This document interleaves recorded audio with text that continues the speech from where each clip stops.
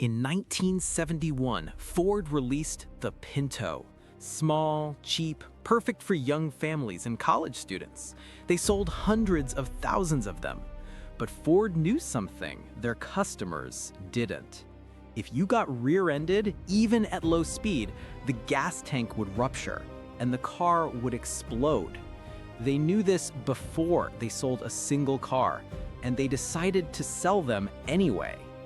This is the story of how Ford ran the numbers on human life and decided it wasn't worth $11. In the late 60s, Ford was losing market share to small foreign cars. They needed a competitor, fast. So they rushed the Pinto into production in just 25 months, far short of the usual 43. During testing, they discovered the fatal flaw.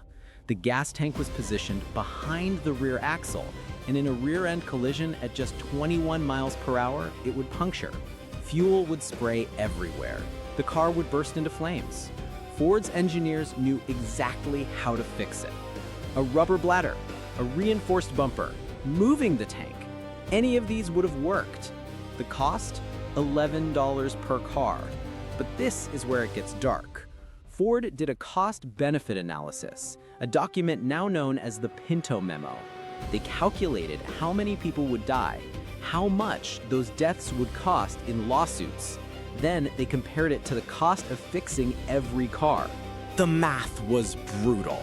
They estimated 180 deaths, 180 serious burn injuries, and 2,100 burned vehicles.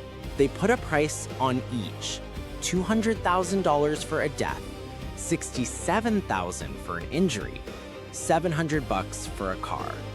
The total cost of letting people burn came to $49.5 million. The cost to fix the problem was $11 times 12.5 million cars, $137 million. The decision was easy for them.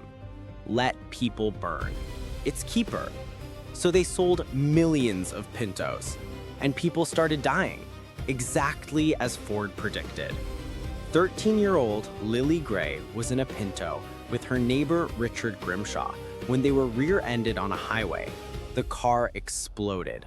Lily died. Richard Grimshaw suffered burns over 90% of his body, but survived, disfigured for life. Donna Ulrich was driving her Pinto when she got hit from behind. The car exploded. She burned to death. She was 18 years old. These weren't accidents. They were calculated business decisions. Ford knew. They had the internal memos, the crash test results, the cost-benefit analysis. When the lawsuit started, Ford fought back, arguing the cars were safe. But then the memo leaked, the one that proved Ford valued human life at less than the cost of a pizza. The public went insane. The Grimshaw family sued, and a jury awarded them $125 million in punitive damages. At the time, the largest personal injury award ever. Ford finally recalls 1.5 million Pintos in 1978. By then, somewhere between 27 and 180 people had burned to death. And yet, nobody went to jail. Not the engineers who knew, not the executives who signed off.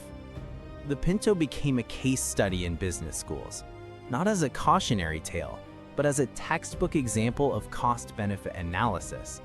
They teach future executives about the Ford Pinto memo, the memo that says your life has a dollar value.